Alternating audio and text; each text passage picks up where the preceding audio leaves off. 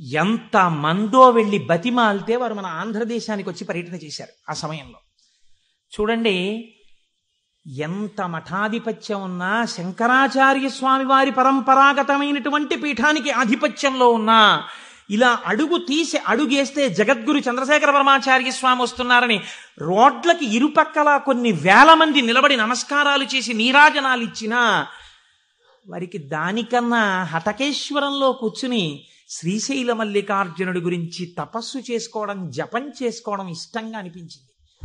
అంటే ఎన్ని ఉన్నా మనస్సు ఏది కోరింది? ఆ శివుణ్ణి కోరింది, గురువులైన శంకరాచార్యుల వారిని కోరింది. అలా కోరింది కాబట్టే ఈనాటికి వారు నడిచే దేవుడయ్యారు.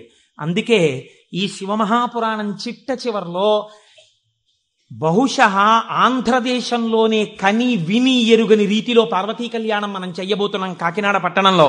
కాకినాడ పట్టణం సువర్ణాక్షరాలతో లిఖింపబడిందండి. మనం అందరం కలిసి ఇక్కడి నుంచి కొన్ని వేల కార్డులు పోస్ట్ చేశాం తరిగొండ వెంగమాంబ గారి గురించి. అది తిరుమల తిరుపతి దేవస్థానంలో నిస్సందేహంగా కదలిక తీసుకొచ్చింది. కె విశ్వనాథ్ గారిని పిలిచి సదస్సు నిర్వహించి నాకు పేపర్ కటింగ్స్ వచ్చాయి తిరుపతి నుంచి. తరిగొండ వెంగమాంబ గారి బృందావనాన్ని సందర్శనీయ స్థలంగా తిరుమల తిరుపతి దేవస్థానం మార్చబోతోంది. మనం చేసినటువంటి ఒక మంచి పనికి వేసిన విత్తనం మనకి పేపర్లు అక్కర్లేదు, మన పేర్లు వెయ్యక్కర్లేదు. ఆచార్య స్వామి అన్నారు, నువ్వనుకున్నట్టు అక్కడ కృష్ణాలయం రాదు, మహాగణపతి దేవాలయం రాబోతోంది, మహాగణపతి దేవాలయం వస్తుందన్నారు. ఏ గుడి వచ్చింది? మహాగణపతి దేవాలయం వచ్చింది. ఆయన శివుడైపోయారు. ఆయన నోటి వెంట వచ్చిన మాట నిజమైపోయేది అంతే. ఆయన నిజం చెప్పడం కాదు, ఆయన చెప్పింది నిజం అవుతుంది. ఈ స్థితిని పొందడం, శివుడే ఆయన యందున్నాడు, తాను శివుడై ఉన్నాడు, ఎన్ని మెట్లెక్కుతున్నాడో చూడండి. ఇది తురీయ అవస్థ, 4వ అవస్థకి వెళ్ళిపోతారు. అందుకే పీఠాధిపతులు కనబడితే 4 నమస్కారాలు, తల్లిదండ్రులు కనబడితే 1 నమస్కారం, ఈశ్వరాలయంలో 3 నమస్కారాలు శాస్త్రం విధించింది. అది ఎందుకు చేయాలి, ఏ కారణమేమి, రేపటి రోజు నేను దాన్ని అనుసంధానం చేసే ప్రయత్నం చేస్తాను. అది కూడా శివ సంబంధమైన విషయమే అంతర్గతంగా వస్తుంది మీకు. కాబట్టి చూడండి, అందుచేత చేతే సజ్జన మనస్వితివా, సాధువుల యొక్క మనస్సులు తన యొక్క స్థానముగా చేరి ఉన్నవాడెవరో ఆయనకి శివ అని పేరు. అంటే అంత సులభుడై ఉన్నవాడు. శివం కళ్యాణం తద్యోగాద్వా. శివ అన్న శబ్దానికి అర్థమేమి? శుభము, భద్రము, శోభనము, మంగళము, కళ్యాణము, శ్రేయస్సు, వీటిని శివ అని పిలుస్తారు. ఇవన్నీ పర్యాయ పదాలు, కొద్ది తేడాలతో. మీ ఇంటికి ఒక మంగళం జరగాలనుకోండి, అంటే ఉదాహరణకి పుట్టిన వాళ్ళు పుట్టినట్టే ఉండిపోవాలని మనం కోరుకోం కదా. నాకో 2 బిడ్డలు ఉంటే వాళ్ళు పెరిగి పెద్దవాళ్ళు అయిన తర్వాత నాకో కోడలు అల్లుడు రావాలని ఉంటుంది. అలా కలయనాయనారు రోజు ఇంత గుగ్గిలం పట్టుకొచ్చి ఆ గుగ్గిలం వెలిగించి గుగ్గిలం ధూపం వేసేవాడు. ఆ ధూపం అంతా పూజ గదంతా నిండిపోతే అందులో కూర్చుని మార్కండేయుడు ఇలాగే వాసన పీల్చి ఉండి ఉంటాడు. ఆనాడు అర్జునుడు గబగబా వెళ్ళి తన గాంధీవం ఎత్తి కొడుతున్నప్పుడు శివుడి దగ్గరికి వెళ్ళినప్పుడు వాసనలు ఇలాగే వచ్చి ఉంటాయి. అని ఆ వాసనలు పీలుస్తూ కళ్ళు మూసేసుకుని, ఇవే శంకరుడి శరీరంలోంచి వస్తున్న వాసనలు, ఇక్కడే శివుడున్నాడని రోమాంచితం అయిపోయి పరవశించిపోతూ సమాధి స్థితిలోకి వెళ్ళిపోయేలా ఉండిపోతుండేవాడు ఆయన. మీరు చూడండి, భగవంతుణ్ణి పట్టుకోవాలనుకున్నవాడు, ఏమంటే మాకు పూజ కుదరట్లేదండి, మాకు ఈ స్తోత్రం రావట్లేదండి అంటాం మనం. మన బతుకంతా ఎక్కడ ఆగిపోతుందంటే దీపంలో 2 ఒత్తులు వేయాలా, 1 ఒత్తి వేయాలా. నిజంగా తరించిపోయిన వాళ్ళు తరించిపోవడానికి ఎన్ని మార్గాలు వెతుక్కున్నారో చూడండి. ఆయన శ్వాసనలు పీలుస్తూ రమించిపోయాడు. శంకరుడు చూశాడు, వీడు రోజు గుగ్గిలం పట్టుకొచ్చి వేసి ఇన్ని రకాల దర్శనాలు చేసేస్తున్నాడు రా, గుగ్గిలం పొగ అడ్డం పెట్టుకుని. ఎంత చిత్రం రా ఇది. గుగ్గిలం పొగకి వీడు సమాధిలోకి వెళ్ళిపోతున్నాడు. అసలు ఈ గుగ్గిలం కొనలేని స్థితి తెస్తే ఏం చేస్తాడో చూద్దాం అనుకున్నాడు. ఐశ్వర్యం అంతా క్షీణింపచేశాడు. ఆయనకి మనస్సు శివుడి మించి పోలేదు. ఎలాగో అలా నానా కష్టాలు పడి ఇంత గుగ్గిలం తెచ్చి శంకరుడికి వేసి ఆ వాసన పీల్చేటప్పటికి సమాధిలోకి వెళ్ళిపోయాడు. ఇంక ఏముంది, మనస్సు అలవాటు పడిపోయింది. ఇంత పొగొచ్చేటప్పటికి అంతే సమాధిలోకి వెళ్ళిపోతాడు. ఎంత తేలికండి. అగరత్తు వెలిగించకుండా ఉంటాం కదా, అగరత్తు వెలిగిస్తే గుగ్గిలం అయినా సమాధిలోకి వెళ్ళిపోతాడు అంతే. ఈ స్థితి చూసి శంకరుడు భార్యాబిడ్డలు తినడానికి కూడా అన్నం మెతుకు లేకుండా చేశాడు. చూద్దాం ఏం చేస్తాడు. భార్యాబిడ్డలు పస్తులున్నారు. అన్నమో రామచంద్ర అని ఆ భార్య మహాపతివ్రత. ఆవిడ తన మెడలో ఉన్నటువంటి మంగళసూత్రాన్ని తీసి నాయనారికి ఇచ్చి, అయ్యా మీరు ఇది పట్టుకెళ్ళి వెలకట్టి అమ్మించి డబ్బు పట్టుకుని రండి, దాంతో మనం కొన్నాళ్ళు భోజనం చేద్దామని. తప్పకుండా తీసుకొస్తానని ఆ మంగళసూత్రాలు చేతిలో పట్టుకుని శివ శివ శివ శివ అని సంతోషపడిపోతూ వెళ్ళిపోతున్నాడు. శంకరుడు ఒక పెద్ద బండిలో గుగ్గిలం బస్తాలు వేసుకుని ఎదురొచ్చాడు. మళ్ళీ మళ్ళీ దొరకవుట గుగ్గిలం, అందుకని చెప్పి బస్తాలు కొనుక్కెడుతున్నాను, ఎవరైనా కావాలంటే కొనుక్కోండి అని అరిచాడు.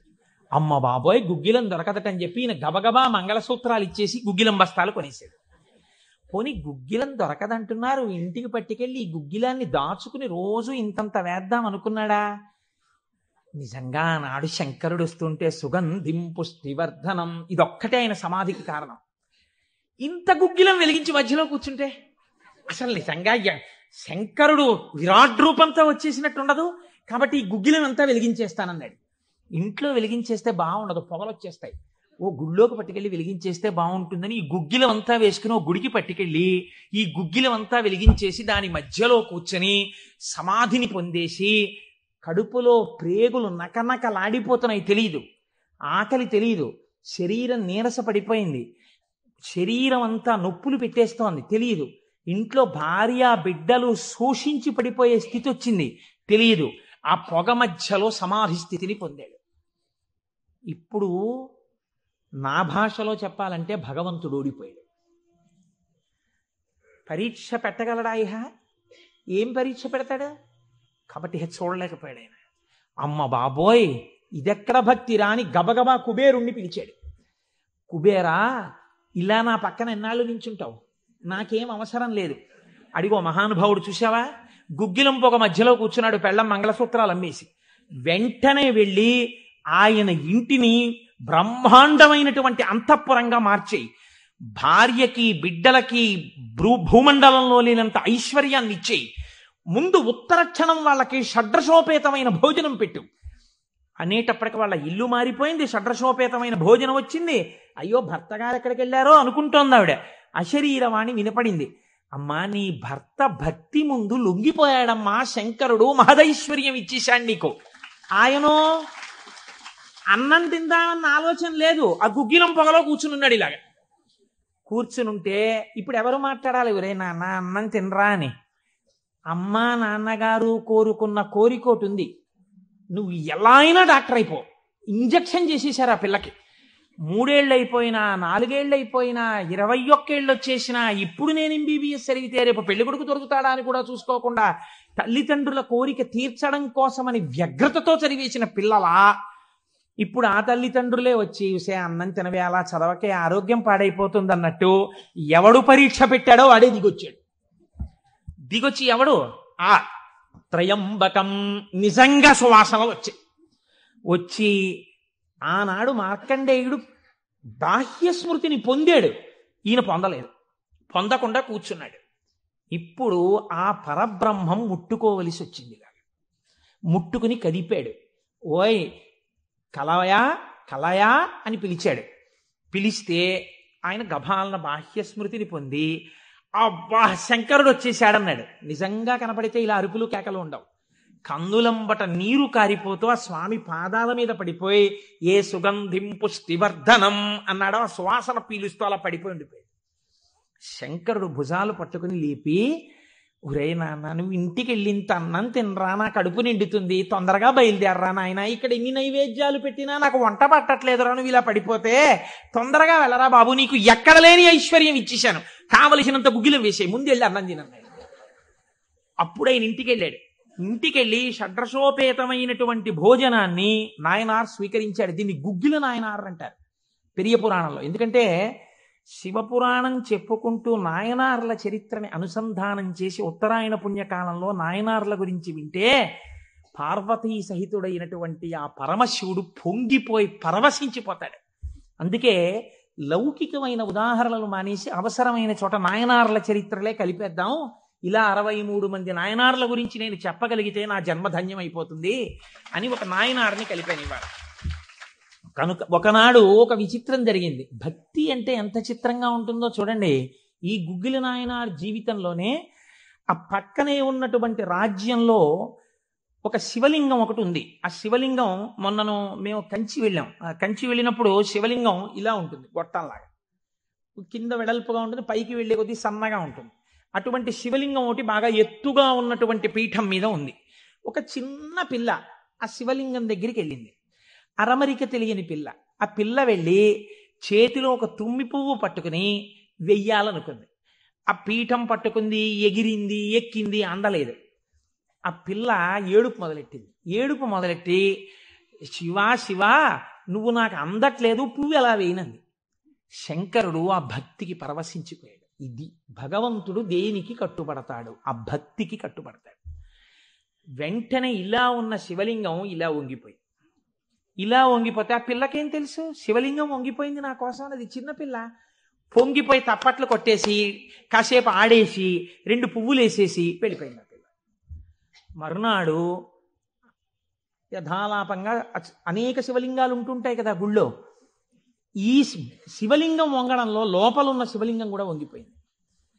అర్చక స్వామి చూసి భయపడిపోయాడు. ఇదేంటి శివలింగం ఇలా వంగిపోయిందని మహారాజుకు తెలిసింది. ఇది ఏదో అరిష్టం జరుగుతుంది, శివలింగం వంగింది ఏమిటని భయపడ్డారు. ఈ శివలింగానికి వంపు దిద్దిలా పైకి తీయాలి. వాళ్ళకి ఉన్న తెలివితేటలు ఏమిటంటే ఈ వంగిపోయినటువంటి శివలింగానికి పెద్ద పెద్ద ఇనప గొలుసులేసి ఏనుగులకు కట్టి లాగించారు. ఇన్ని ఏనుగులు, ఇనపగులు, ఇవన్నీ నేను పుక్కిట పురాణాలు నా సొంతంగా చెప్తున్నాను అనుకుంటున్నారా? ఈ దేవాలయాలు ఉన్నాయి ఇప్పటికీ. నా జీవితంలో ఈశ్వరుడు అనుగ్రహిస్తే ఎప్పటికైనా ఈ 63 నాయనార్ల శివాలయాలు దర్శనం చేయాలని నా కోరిక. ఈ వంగిపోయిన శివలింగాన్ని ఇనప గొలుసులో పెట్టి ఏనుగులు లాగుతుంటే గొలుసులు తెగిపోయాయి. శివలింగం వంపు దిద్దబడలేదు. ఇది ఎవరో గుగ్గిల్ నాయనారికి చెప్పారు. శివలింగం వంగిందిట, ఇనప గొలుసులేసి లాగుతున్నారట, లాగుతుంటే గొలుసులు తెగిపోతున్నాయిట. ఆయన ఎంత బాధపడిపోయి కింద పడి ఏడిచి దొల్లేశాడు. శంకరా, మీ కంఠానికి ఇనప గొలుసులేసి ఏనుగులతో లాగారా?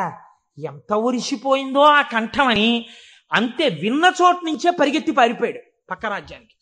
పారిపోయి గుళ్ళోకి వెళ్ళి అన్నం లేదు, నీళ్లు లేవు, ఒగరుస్తూ ఒంటి నిండా చెమటలు పట్టుకుని, ఈశ్వర మీకు జరిగినటువంటి అపరాధం నా శరీరమునకు పొందేటటువంటి ఖేదంతో పోవాలని మీ వంపు దిద్దడం కాదు, మీ వంపు దిద్దడానికి మీకు ఇనప గొలుసు లేచి లాగినప్పుడు మీ కంఠం నొక్కుకుని ఉంటుంది.